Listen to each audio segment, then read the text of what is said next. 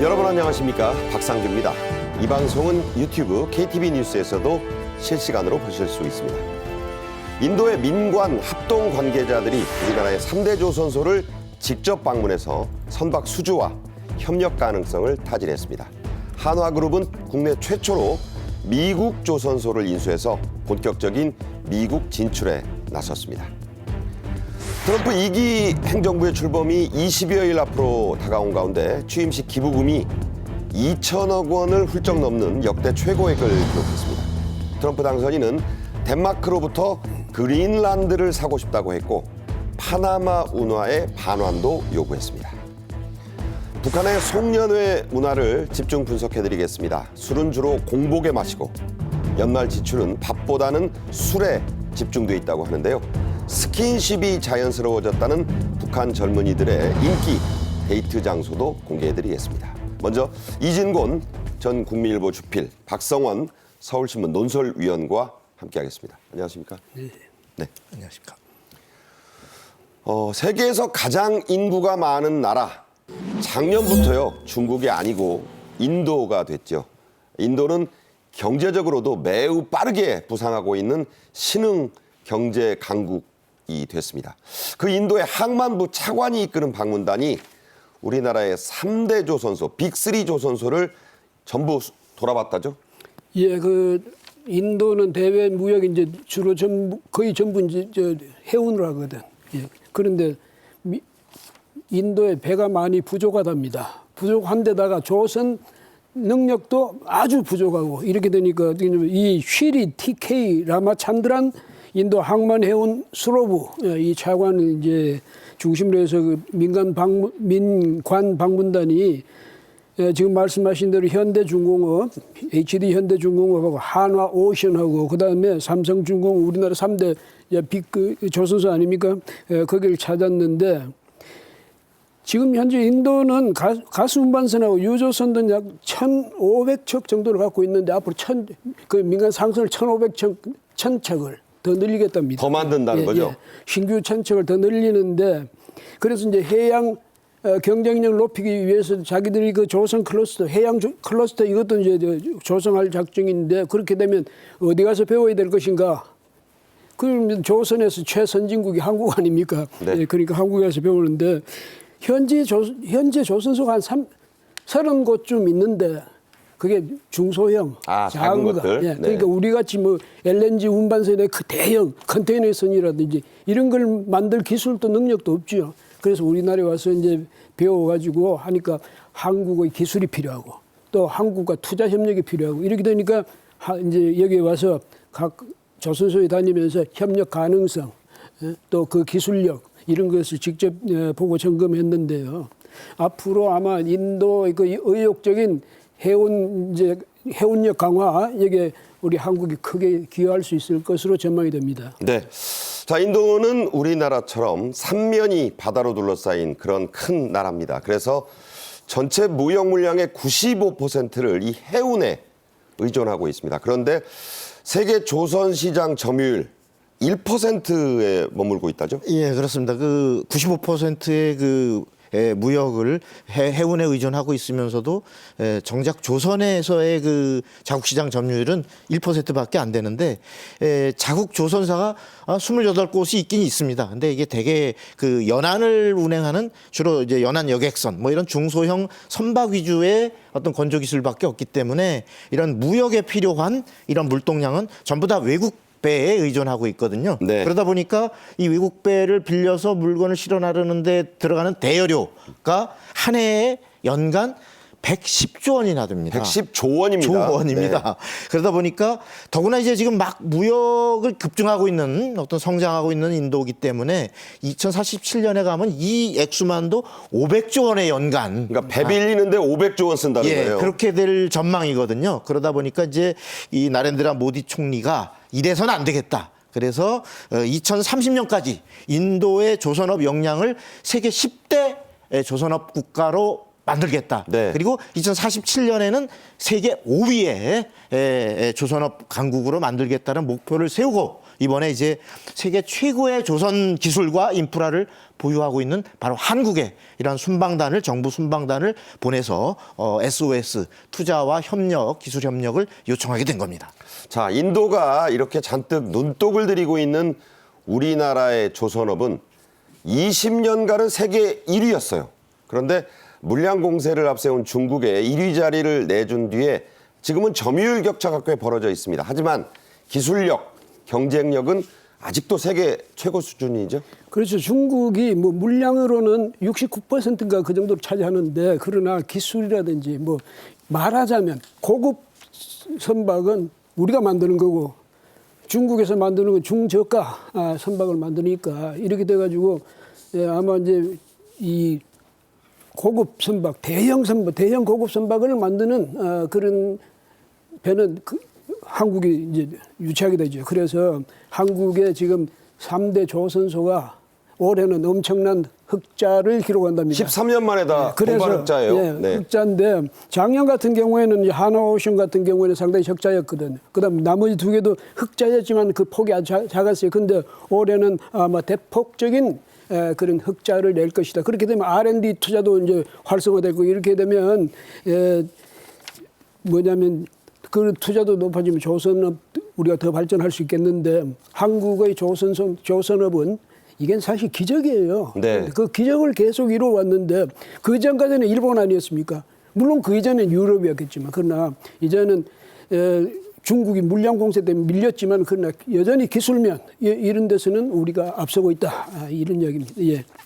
자, 인도가요, 여러 면에서 경쟁 상대인 나라가 바로 중국입니다. 지금도 국경 분쟁이 심하죠. 그래서 우리나라를 조선업 협력의 파트너로 선택한 정치적인 이유도 있습니다. 그렇지만 역시 이 기술력, 가성비, 납기 이런 데 또 강점을 갖고 있기 때문에 거기에 중점을 두는 거죠? 예, 그렇습니다. 한국의 이제 LNG 운반선 같은 경우는 정말 기술력에서 세계 최고를 자랑하고 있거든요. 이런 것들이 다 에너지 안보의 핵심 수단 아니겠습니까? 이제 그렇다 보니까 중국의 경우는 가령 이제 벌크선 뭐 이런 값싼 배로 점유율을 엄청 높여왔습니다. 그래서 이른바 수주량을 기준으로 할 때 우리가 GGT라는 이런 그 톤수를 기준으로 한다면 한국의 무려 4배에 이릅니다. 예. 그러나 어떤 그 액화 천연가스 즉 LNG 운반선, 이런 또 한국의 암모니아 운반선, 컨테이너선, 그리고 첨단의 군함 건조 이런 것들에 있어서 첨단 선박에 있어서는 한국이 월등히 앞서 있다. 네. 그래서 한국이 수익성도 높고 또 양보다는 질에서 특히 앞서 있다. 이렇게 평가받고 있습니다. 네. 자, 인도의 이런 그 한국에 대한 구애 말고 또 좋은 소식이 있습니다. 최근에 한화그룹, 한화오션이 있는 그 한화그룹이 국내 기업들 가운데는 처음으로 미국의 조선소를 인수하는 데 성공했습니다. 자, 이거 어떤 의미가 있을까요? 예, 이게 노르웨이가 본사가 아크사 이 그 계열사인데 한화그룹이 북미 지역에 있는 그 조선 또 이 방산 이쪽 분야의 이 교두보 혹은 지역 거점을 확보했다. 필라델피아에 있다고 그래요. 필리 조선소. 예. 그렇게 필리 조선소인데 그렇게 거점을 확보했으니까 그런 점에서 왜냐하면 사실 이거에 왜 뭐냐 존스 액트라는 그 존스법이 있어요. 미국 배만 그러니까 만들어라. 예. 선박 수송 시에 운항되는 그런 선박은 미국 내 소지하거나 미국인이 운영하는 그런 조선소에서. 항구나 시설 여기만 이용할 수 있다. 그러니까 배도 거기서 만들어지면 훨씬 그 유리하잖아요. 네네. 그래서 한화가 발빠르게 미국에 지금 거점을 확보했는데 그 점에서는 앞으로 이제 또 미국에 지금 이 조선 수요가 엄청 크거든요. 그래서 한화가 기회를 잘 잡았다. 이렇게 보고요. 그런데 미국도 굉장히 관심을 갖는 것이 외국인 투자심의위원회 또 국방교역통제국 이제 승인이 1차에 그대로 바로 났어요. 첫 번째 다 내줬다면서요? 그렇게 바로 났다는 것은 바꾸면서 미국도 그만큼 한국이 미국 조선에 투자해 주는 것을 굉장히 바라고 있다. 예, 그런 뜻이죠. 예. 그렇군요. 트럼프 당선인이 최근에 한국 조선업의 도움이 절실하다. 이렇게 통화에서 말해서 화제가 됐던 거 기억하실 겁니다. 중국의 해군력이 미국을 그야말로 턱 밑까지 추격했다.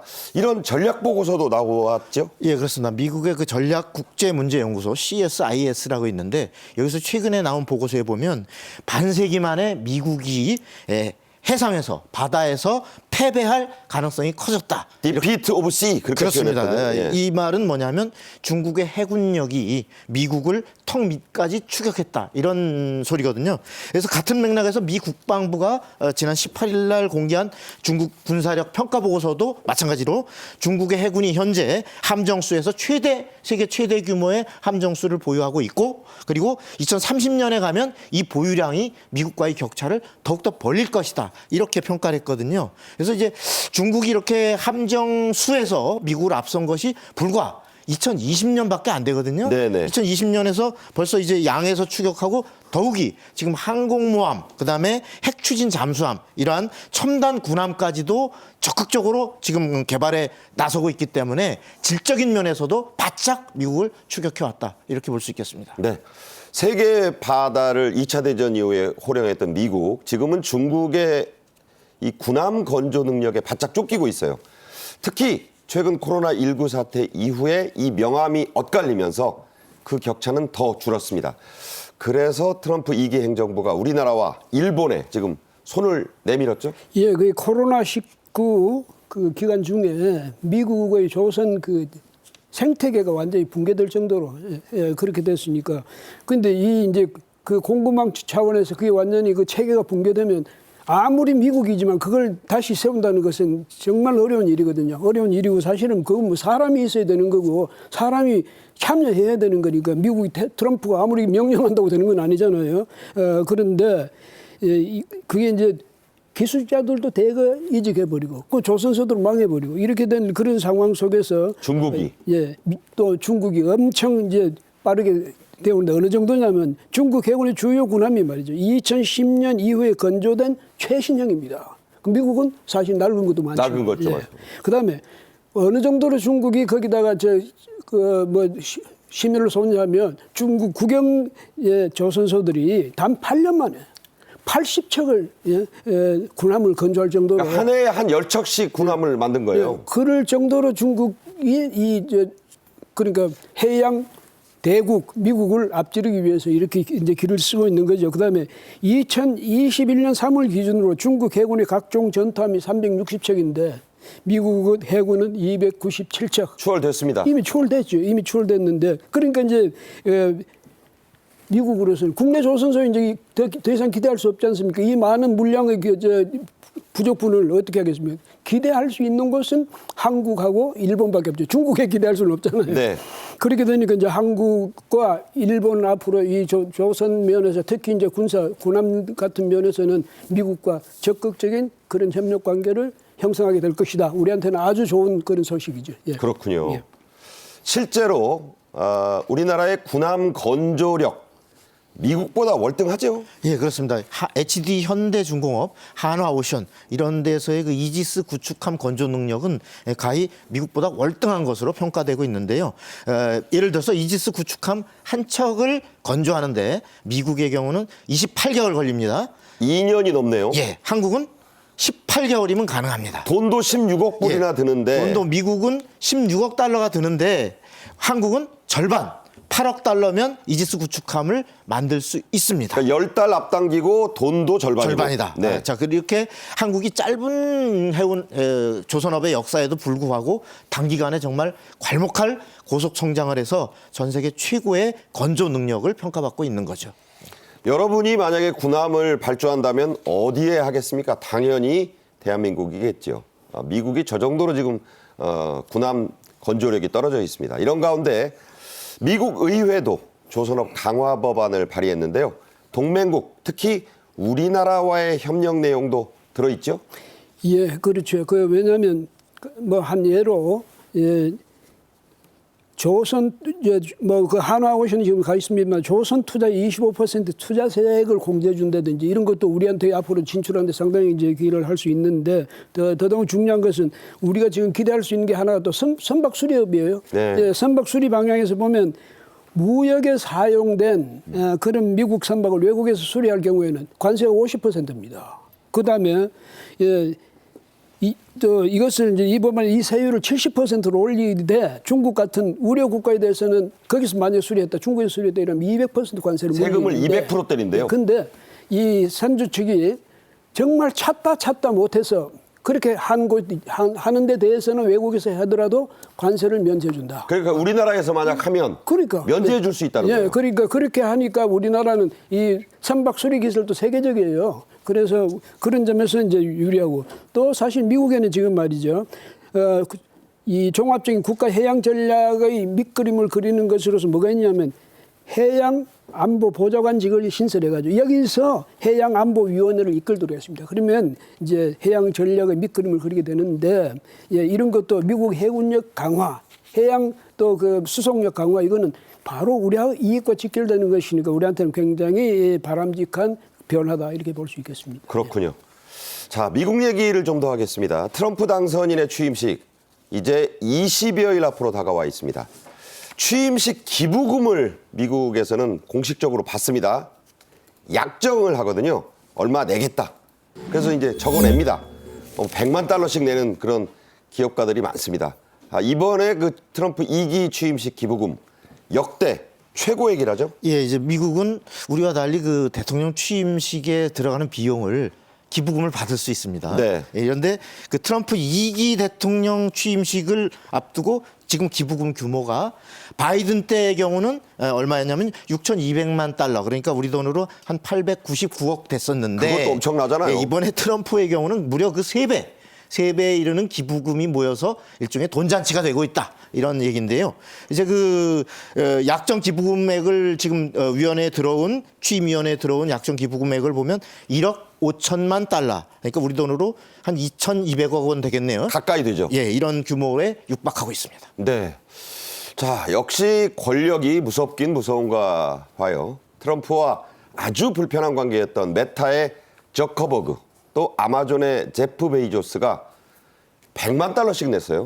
예, 그러니까 권력이 굉장히 무섭잖아요. 사실은 기업들은 권력 앞에서 사실은 꼼짝 못하잖아요. 그런데 더더구나 트럼프는 기업가 출신의 권력입니다. 그러니까 기업가들이 더 꼼짝을 못하게 되겠죠. 그래서 그동안에 좀 트럼프하고 불편한 관계였던 저커버그, 그다음에 베이조스 각각 100만 달러씩 내놨답니다. 14억 원이 넘어요. 예, 그렇게 내놨다죠. 그다음에 또 어디 있냐면 트럼프는 뭐든지 전부 돈하고 연관시켜요. 네, 그렇죠. 예, 돈을 연관시킨 거. 이를테면 벤스 부통령 부부가 참석하는 그 주최하는 만찬에는 100만 달러 이상을 내놓거나 혹은 200만 달러 이상을 모금한 사람. 그러니까 부부 한 사람 밥값이 50만 달러인 거예요. 예, 그다음에 트럼프 부부 일요 예배 나가잖아요. 거기에 같이 예배를 볼 수 있는 자격을 가지려면 10만 달러 이상을 기부했거나 그다음에 1억 5천 정도 내야 된다는 얘기죠? 20만 달러 이상을 모금했거나 이렇게 돼야 되니까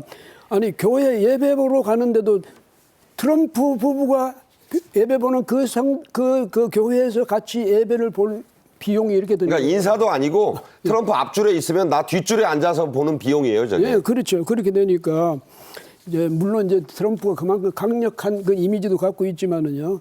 그래서 이런 걸 보면 역시 트럼프는 장사꾼이다. 네. 이렇게. 협상가입니다. 기업가고.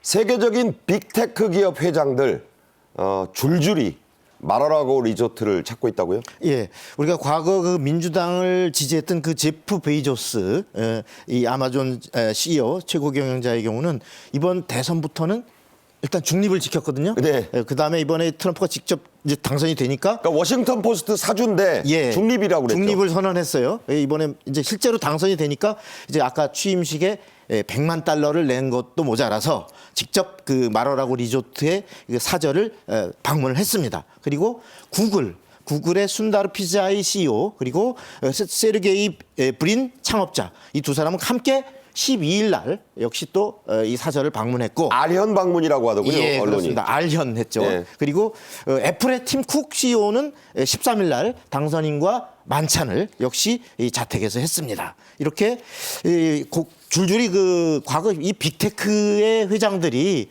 대부분 어떤 그 트럼프와는 사이가 안 좋았거든요. 트럼프에 대해서 비판적이었는데 이 일기 때만 해도 이렇게 나에게 많이 싸우고 들려던 이런 사람들이 이번에는 줄줄이 다 나하고 친구를 하려고 친구가 되고 싶어하네라고 트럼프가 즐거운 비명을 지르고 있습니다. 네, 권력이란 게 저런 겁니다.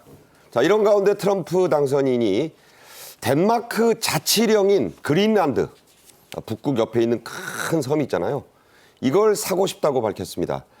집권 1기 때도 그랬었죠? 예, 2019년에도 사고 싶다 이러고 또 지금도 또 사고 싶다 했는데 그린란드에서는 이제 아주 심한 반발을 하지만은 그린란드 인구가 5만 9천 명이에요. 네. 그런데 사실상 거의 완전하다 할 정도의 자치를 누리고 있거든요.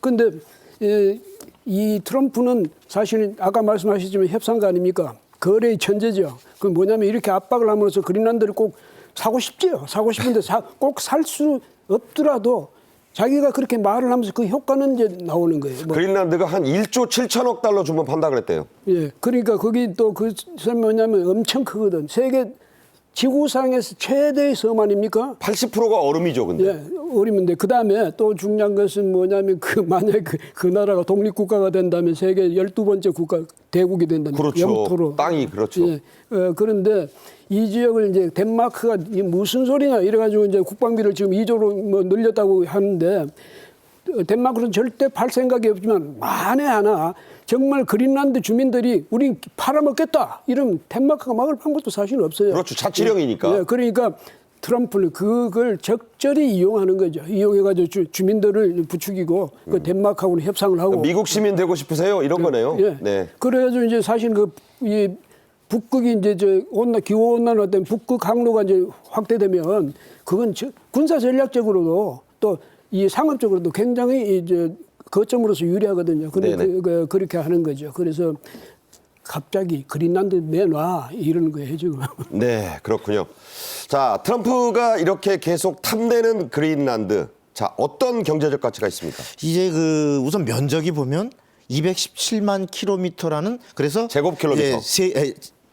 평방 킬로미터, 제곱킬로미터로 세계에서 가장 큰 섬으로 이렇게 평가를 받고 있는데 이게 이제 이 땅은 덴마크가 18세기 초부터 이렇게 지배를 해와서 2009년에 오면은 그린란드 자치정부를 출범시켰습니다만은 여전히 외교, 국방, 안보 이것은 덴마크가 대표를 하고 있는 덴마크의 자치령입니다. 네.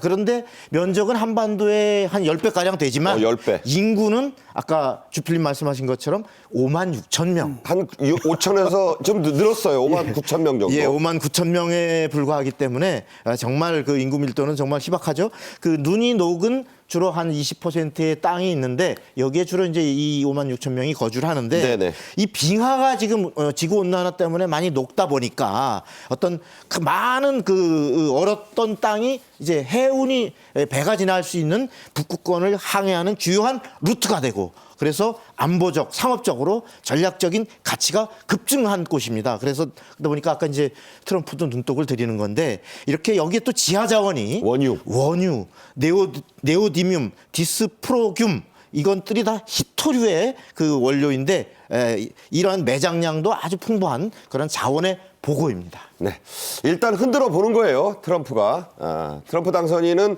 또 파나마 운하의 반환까지 요구하고 있습니다. 중국을 견제하고 통행료가 비싸거든요. 그 인하를 노린 양동 전술, 일석이조 전술이다. 이런 분석이 있던데 어떻게 보세요? 사실 이제 파나마 운하는 미국에 여전히 소유권 의식을 갖고 있습니다. 그게 왜냐하면 1903년에 이 파나마가 이제 그때 콜롬비아 주로 있을 때 거기다가 이제 운하를 만들려니까 콜롬비아가 너무 지나치게 비용을 많이 요구하고 이러니까 아예 야 파나마 독립해버려 이래가지고 독립을 지원해서 독립시켰단 말이죠. 거기다가 해가지고 이 파나마 운하를 시작해서 1914년에 완공이 됐어요. 그때부터 이제 미국 거였는데. 예, 그럼 이제 미국이 계속 관리했죠. 미국 건데 그 나중에 되니까 이제 주민들도 의식이 깨고 하니까 우리 거 왜 니들이 간섭하냐 이렇게 돼가지고 협정을 맺어. 그럼 나중에 1999년에 우리가 돌려줄게. 이렇게 해가지고 돌려줬습니다. 돌려줬는데 지금 미국이 가만 보니 상황이 그게 아니거든. 거기 그 운하를 물론 아직도 미국 선박이 가장 많이 이용하지만 중국이 그 다음이에요. 네. 그 다음에 물동량 돌아가는 거라든지 남미에 있어서 그 무역 규모는 중국이 앞섰거든요. 짭짤하죠, 저거 가져오면. 그러니까 중국은 사실상 저거를 거의 지배적인 그런 위치에 서려고 지금 오만 시설도 만들고 해가지고 여건을 조성하고 있단 말이에요. 그러니까 트럼프가 가만 보면 트럼프가 그런 걸 가만 보고 있을 리가 없죠. 네. 그래서 야 파나마나 내놔 아니면 통행료를 낮추든지 네. 이렇게 이야기하고 있는 겁니다. 이건 이 트럼프의 취임식을 앞두고 기세등등합니다. 돈 많이 걷고 기업가 줄줄이 무릎 꿇리고 운하달라 그린란드 사겠다. 잘 나가고 있습니다.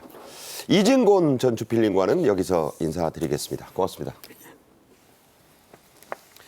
북한의 송년회는 밥이나 안주보다는 술에 집중한다고 하네요. 많은 젊은이들은 군고구마 가게에서 데이트를 즐긴다고 합니다. 북한의 송년회와 회식 문화 그리고 우크라이나 전선에서 온 병사의 편지까지 다양한 소식들 전해드리겠습니다. 먼저 영상 보겠습니다.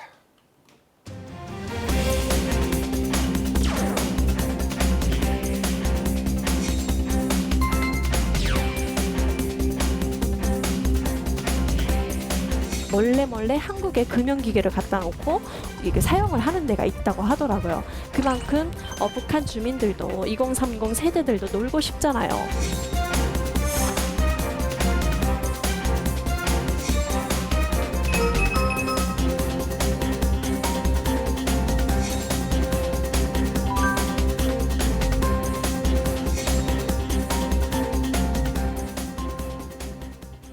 네, 이번 주제는 안찬일 세계 북한연구센터 소장님도 함께 하시겠습니다.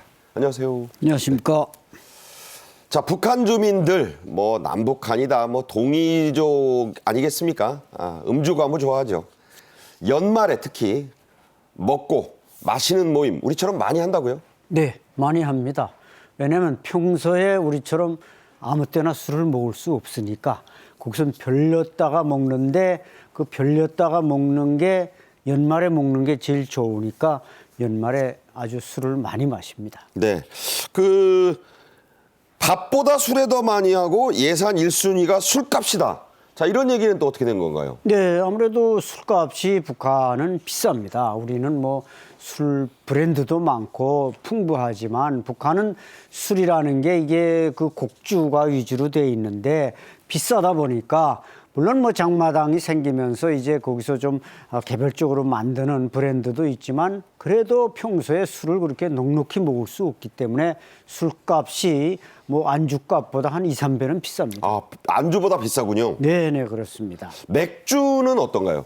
맥주도 이제 우리가 우리 대한민국에도 잘 알려진 대동강 맥주 있지 않습니까? 대동강 맥주, 용성 맥주, 맥주 브랜드가 한 3-4개밖에 안 됩니다. 우리나라는 한 7개, 8개 될 텐데 근데 그런 병맥주는 상당히 귀하기 때문에 그냥 이게 말하자면 플라스틱 통에다가 받아다가 이렇게 마시는 그런 일종의 이제 우리가 보면 생맥주라고 하지만 그렇게 고급스러운 맥주는 아니고 그렇게 대중적으로 먹는 술이 있고 그 외에는 이제 독한 술. 독주? 네, 독주를 좋아합니다. 자, 우리 송년회에서는 술 못지않게 안주, 음식을 중요시해서 주파다, 안주파다 이렇게 나뉘잖아요. 그런데 북한에서는 공복음주가 대부분이라고요? 네, 공복음주. 그러니까 빈속에 먹는 거죠. 북한에 많은 이야기들이 술잔이 들어가니까 배꼽 아래가 뜨끔해졌다 창자가 이런 표현을 쓰는데 그걸 이제 공복에 술을 많이 마시기 때문에 이런 이야기가 나오는 겁니다. 그건 역시 이제 술에 좀 줄여 있다 보니까 술에 굶주려 있다 보니까 그냥 공복 술을 먹어야 취하는 그 취한 맛에 또 모든 걸 잊어버리는 그런 습관 때문에 북한에서는 아주 공복음주를 좋아합니다. 자, 2, 3차 갈 곳이 마땅하지 않아서 대부분은 집에서 마시고 그런다는데 술집 영업시간이 짧은가요? 그러니까 북한에는 술만 파는 집은 없습니다. 음식점에서 술을 간혹 팔지만 우리처럼 술만 파는 집은 없다는 것이죠. 그러니까 술집은 따로 없다. 네, 그렇습니다. 네. 왜냐하면 그 술집이라는 자체가 북한식 개념으로는 이게 퇴폐 타락한 거기 때문에 술집이라는 건 없고 대체로 술을 마시면 이게 친구끼리 집에서 마신단 말입니다. 그러다 보니까 술집은 없는 거죠.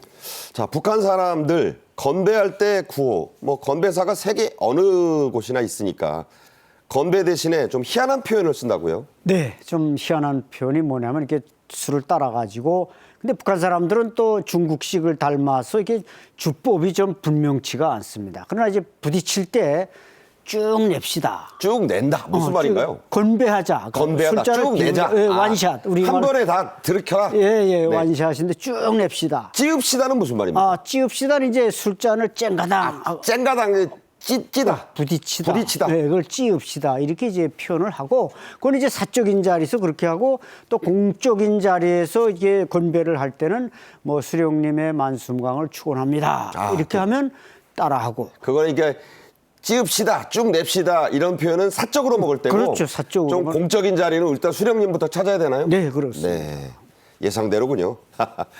암암리의 케이팝을 듣고 몰래 즐겨 부른다는 북한 젊은이들 소식 전해지고 있습니다. 요즘 들어 당국 규제가 더 심해졌다고요? 예, 이제 북한 청년들이 특히 연말 모임이 거기도 나름대로 있는데 여기서 이제 K-팝을 즐기지 못해서 불만들이 많다고 합니다. 이제 북한 당국이 외부 콘텐츠 유입을 차단하기 위한 목적으로 2020년부터 지금 반동 사상 문화 배격법, 또 청년 교양 보장법, 그리고 평양 문화어 보호법이라는 것들을 줄줄이 이렇게 제정을 했잖아요. 그런데 따른 남한 문화를 유포하는 사람의 경우는 공개 처형까지도 하다 보니까 이런 것들이 이제 어려운 상황이고, 특히 이제 김정은 국무위원장이 올 들어서 강조하는 적대적 두 개 국가론, 이거에 따른 그 이제 한류를 향유하는 행동, 이런 것들을 절대 금기시하고 있기 때문에 한국 노래와 춤을 즐기지 못하는 청년들 사이에서 불만이 최근에 많다고 합니다. 네, 숨어서 다 할 거예요. 네, 겨울이 더 춥죠, 북한이. 그래서 북한 젊은이들에게 군고구마집 데이트가 인기다, 유행이다. 맞습니까? 네, 맞습니다. 그것도 이제 평양시나 뭐 함흥, 청진 이런 대도시에만 군고구마를 파는 집이 있고, 그 외 뭐 지방이나 이런 데는 군고구마를 어디 파는 가게가 없습니다. 각자 그냥 구워 먹어야 되나요? 그렇죠. 집에서 뭐 있으면 구워 먹고 없으면 만원씩인데 이 군고구마 가격이 또 상당히 비쌉니다. 얼마나 하나요? 한 봉지에 한 3,000원 합니다. 한 봉지면 한 대개 들어가나요? 아닙니다. 한 3개 내지 그저 큰 거로 한 3개. 예, 2-3개 들어가는데, 이게 이제 말하자면 북한 젊은이들에게는 이제 무슨 간식이 없고 또 뭐 즐길 만한 장소도 마땅치 않고, 그러니까 그냥 군고구마 데리고 가서 여자친구를 데려가서 그걸 사 먹이면, 군고구마 까주면서 데이트하나요? 예, 까주면 여성으로서야 또 얼마나 그 감사한 일입니까? 아, 그래요? 그러니까 일종의 그 좀 연애 작업의 한 수단으로서 군고구마를 사준다, 이렇게 보시면 됩니다. 군고구마 플러팅이네요, 일종의. 그렇습니다. 북한 상류층들은 좀 더 나은 장소를 다닌다는데, 뭐 볼링장, 그렇죠. 뭐 승마 이런 건 아주 특권층 얘기인가요? 네, 북한에 뭐 평양에 승마장이 한 2개 있고, 볼링장은 이제 각 구별로 뭐 동대원 구역, 대동강 구역, 모란봉 구역에 이제 볼링장이 하나씩 있습니다. 요거는 이제 좀 돈도 비싸고, 거기 가려면은 북한 돈으로 몇만 원을 써야 되고, 복장을 갖춰야죠, 신발을 준비해야죠. 그렇기 때문에 볼링장에 다니는 건 이제 말씀하신 대로 좀 부잣집 귀족들의 자녀들이 다니지, 일반 서민들은 볼링장은 이건 뭐 꿈 같은 얘기. 평양에서도 특권층 자녀들이나 다닌다. 그렇습니다. 그렇군요. 네. 북한 젊은 연인들에게 인기라고 말씀드린 이 군고구마 가게 어떻게 생겼는지 한번 보시죠.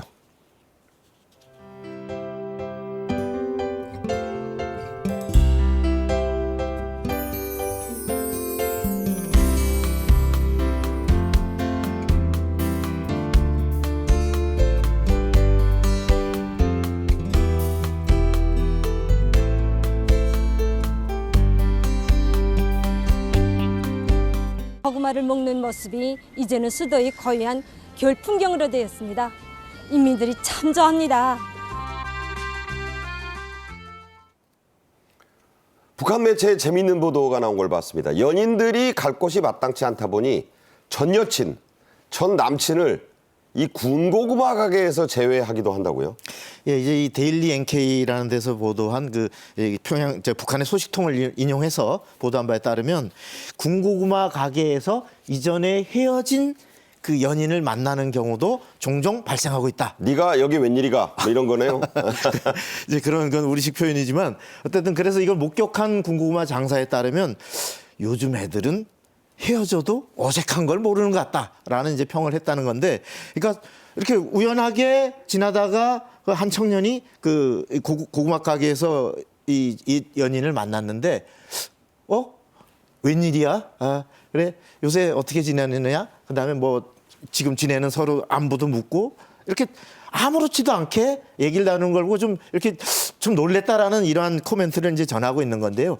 그리고 또 이제 우리식으로 얘기하면 썸을 타는 그 남녀 사이에서도 보면은 고구마를 갖고 서로 큰 거를 너 먹어라, 너 먼저 먹어라. 썸 탈 때는 그러고 예. 이제 사귀고 난 뒤에는 서로 큰 거 먹으려고 그러겠죠. 아니, 저는 이제 그 이후도 계속 그렇게 하고 있습니다. 네, 재미있는 말씀이시네요. 자, 요즘 북한의 MZ 세대 얘기를 좀 해드리겠습니다. 북한의 젊은이들이 다 아는 퀴즈가 있다고 하는데요. 함께 보시면서 여러분도 답을 찾아보시죠. 비가 오는 날 이제 거기선 커플이라고 안 하고 이제 뭐 애인끼리 우산 쓰고 가는데 그 두 사람이 공통된 생각 세 가지를 한대요. 그럼 그게 뭐냐 이런 퀴즈가 있을 뭐예요? 정도로 북한에서 하도 유명한 거여서. 뭐예요? 아, 우심보를 안다고요? 뭐 우산이 좀 더 작았으면 맞아. 네 그래야 더 밀착을 할 수 있으니까 아까 포옹을 말씀하셨으니까. 네 그리고 비가 좀 더 세게 왔으면 아, 그 갈 길이 멀었으면 비가 좀 더 오래 왔으면, 비가 멎지 말았으면 그런 거. 자, 비가 좀 길게 오고 우산이 작고 다 이게 스킨십 얘기인데 북한에서는 야외에서 남녀가 스킨십하는 거 일탈 행위로 본다고요? 네, 그렇습니다. 이 반동 사상 문화 배격법 자체가 이 남녀가 아무 때나 사랑하지 말라. 그러니까 국선 결혼을 전제로 해서 사귀는 건 괜찮지만 그냥 연애하는 건 연애 질이라고 한단 말이에요. 아, 연애 질한다? 이거 완전히 뭐 못된 짓 한다는 그렇죠. 그런 뜻으로 표현이 됩니다.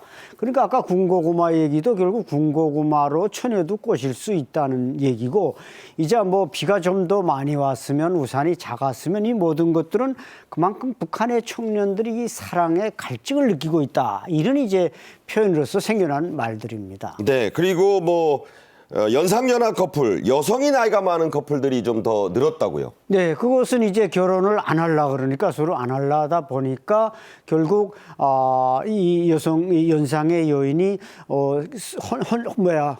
결혼기도 놓쳤고, 그러다 보니까 이제 아랫사람을 꼬셔서 하는 경우가 많다 보니까 그런 현상이 일어나는 겁니다. 네, 이런 스킨십뿐 아니고 남한식 연애 때문에 당국자들이 골치가 아프다는 얘기도 들립니다. 여기서 말하는 남한식 연애, 뭐 나 혼자 산다도 북한에 좀 늘었다고 하는데 그거 맞습니까? 네, 맞습니다. 이제 결혼하면 이제 주택 문제가 있고, 근데 그게 뭐 돈으로만 해결되는 게 아니라 당국에서 또 주택을 배정해야만 되니까 주택 문제, 그다음에 애를 낳았을 때 그 교육비, 북한은 뭐 무료 교육, 무상 치료라고 하지만 지금 학교에 가는 순간부터 돈이 엄청나게 들어갑니다. 그러다 보니까 이제 결혼을 안 하려고 그러고, 그렇기 때문에 결국 좀 나이가 위인 처녀들이 좀 나이가 어린 남자를 살살 꼬셔서 이게 결혼하는 그런 풍토가 지금 새롭게 생겨나고 있습니다. 네, 먹고 살기 힘드니까 혼자 살겠다. 이건 아무래도 경제 상황과도 연관이 있나요? 그렇죠. 경제 상황이 아니면 과거에 뭐 60, 70년대 북한이 먹고 살만할 때 결혼 문제 가지고 뭐 신경 쓴 거 하나도 없습니다. 근데 북한도 우리와 마찬가지로 인구 절벽에 부딪히는데 사람들이 지금 장마당 경제에 대해서 이해타산으로 결혼 안 하니까 이게 북한 당국이 지금 강요의 압박에 나선 겁니다. 네. 저 자막에도 보셨지만 뭐 오빠, 사랑해, 자기야 이런 말 쓰다가 단속에 걸린다고 하네요. 그러면 어떤 처벌 받게 된다고 보도되고 있습니까? 이제 이게 지금 이렇게 막 한류 인기가 확산하면서 이걸 차단하기 위해서 작년에 급하게 만든 게 평양 문화어 보호법인데요. 여기 보면은 이렇게 남한식 말투와 호칭을 금지하는 이 58조가 있습니다. 그래서 일명 괴뢰 말투 금지죄라는 게 돼 있는데, 남한 말투의 사용을 금지하고 처벌이 돼 있는데, 심하면 6년 이상의 노동 교화형, 그다음에 최고 사형까지도 취한다고 합니다. 그래서 이게 별칭은 오빠 금지법인데 실제 처벌 내용은 좀 무시무시하죠. 그래서 어떤 그 남한 말투로 어떤 말을 한다든지 글을 쓴다든지 문자 메시지, 인쇄물, 녹화물을 만들면 이 같은 엄중 처벌에 처할 수 있는 이런 규정이 있습니다. 네. 자, 이런 가운데 전사한 우크라이나 파병 북한군 병사의 손편지가 우크라이나에 의해서 공개돼서 화제가 되고 있습니다. 자, 어떤 내용이죠? 예, 이제 우크라이나 특수전 사령부가 24일 날 공개한 사살됐다라고 우크라이나군에 의해 사살됐다라고 하는 북한군의 품에서 발견된 편지다라고 하면서 공개한 손편지를 보면 저거네요. 네. 예, 격자형의 눈금 모양, 그러니까 이 네모 눈금 종이에 이 볼펜으로 이렇게 눌러 쓴 듯한 손편지인데요. 그 내용을 보면 정다운 부모님 품을 떠나 러시아 땅에서 이렇게 생일을 맞는 저의 가장 친근한 전우 동지 누구누구의 생일을 축하한다. 그리고 건강을 바란다. 이러한 내용으로 돼 있거든요. 근데 이런 그 내용의 그 편지에 대해서 이제 우크라이나 특수전 사령부는 뭐라고 한마디 이 공개하면서 경고를 했냐 하면 파티를 여는 대신에 남의 땅에서 기관총을 들고 참호를 판다면 앞으로 촛불 꽂힌 케이크가 우크라이나산의 납탄으로 바뀌게 될 것이다라고 경고를 하면서 이와 같은 손편지를 공개를 했습니다. 네. 사망한 병사의 품에서 나온 편지라니까 좀 가슴이 뭉클하고 안타깝습니다. 우크라이나군은 편지를 공개하면서 북한군에 대해 경고도 했죠. 네, 그렇습니다. 이 드론 공격으로 지금 북한군이 무수하게 죽고 있지 않습니까? 이것은 북한군 자체가 특수군단에다가 보병 전술을 배우지 못했고 특히 드론전에 전혀 무지하기 때문에 죽을 수밖에 없는데 그래서 이제 우크라이나군 또 러시아군 이쪽에서 북한군에게 이런 교육을 한다고 하지만 뭐 거기에 익숙이 한순간에 되는 것도 아니고 이제 지적하신 대로 납탄을 맞을 것이다. 이렇게 위협을 함으로써 북한군의 공포심을 지금 유발시키고 있습니다. 네. 이렇게 러시아에서 전사한 북한군 가족에게 북한 당국은 보상을 한다고는 했는데 어떻게 해준다고 하나요? 네, 지금 뭐 보상한다고 떠날 때부터 월 $1,000를 주겠다. 이게 돈으로 우선 유혹을 했는데 실제 가서 러시아 당국이 북한군에게 그렇게 돈을 척척 지불하는 것도 아니고 그게 또 평양의 정권의 통치 자금으로 다 들어가고 그래서 현재 실제 대우해 준다는 건 전사하면 러시아의 묘역을 만들어 가지고 거기다 공덕묘지를 만들어서 묻어주는 겁니다. 네. 제대로 대우해 준다면 이 사람들을 다 시신을 북한 가족에게 인도한다든지 네. 아니면 뭐 이렇게 가루를 내서 태워서라도 그 가루라도 가족의 품에 돌려주는 게 도리인데 영웅화 작업으로서 그러니까 가족과는 단절시키면서 영웅화 작업으로서 보상을 한다는 건데 이것은 아마 큰 북한 군인들의 반발을 불러일으킬 가능성이 매우 높습니다. 네. 자, 북한 말씀드린 대로 혹한기입니다, 지금. 젊은이들에게 파병 못지않게 힘든 연례 행사가 있다고 하네요. 먼저 영상 보겠습니다. 네, 바로 조선중앙TV가 4년 전에 공개했는데 지금 매년 한다 그래요. 그 영상인데 답사입니다. 백두산입니다. 저곳이 눈 덮인 백두산. 이른바 북한 당국이 말하는 미령, 그 성지순례라고 하는데 저게 그냥 저 그림만으로 봐도 그렇지만 발이 땡땡 얼 정도의 강추위에 학생들이 저렇게 환호하면서 한다고 하는데 자, 영상을 보기만 해도 참 이 발이 좀 시려울 것 같은데 한겨울에 이런 행사 왜 합니까? 네, 올해도 이제 11월 3일부터 시작했습니다만 소위 그 혁명의 성산, 우리는 민족의 성산이라고 백두산을 말하는데 북한에서 혁명의 성산입니다. 저기 이제 당 일꾼들, 군인들, 청년들 갖다가 이제 혁명 전통 교양을 시킨다는 겁니다. 근데 백두산이 2,750m고 저 영하에 한 30도까지 떨어지는데 이제 말씀하신 대로 북한에 무슨 우리처럼 등산화 방한복 이게 있습니까? 그냥 저기 천신발 신고 저기 오르다 보니까 다 동상을 걸려가지고 동상답사라고 합니다. 네, 말씀하신 대로 이 학부모들에게 동상답사로 악명이 아주 높다는데 어떻게 그런 동상이 생기나요?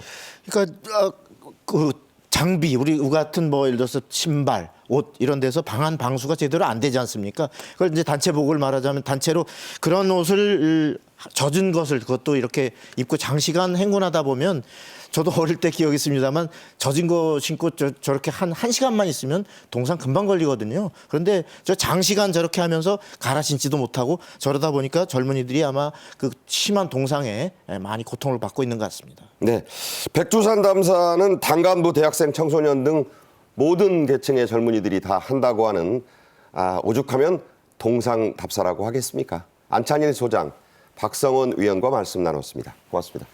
감사합니다. 12월 27일 오늘은 원자력 안전 및 진흥의 날입니다. 원자력의 안전을 고취하고 국내 원자력 분야 종사자의 사기를 진작하기 위해 제정한 법정 기념일인데요. 기억하셨으면 좋겠습니다. 건강한 주말과 편안한 휴일 보내십시오. 고맙습니다.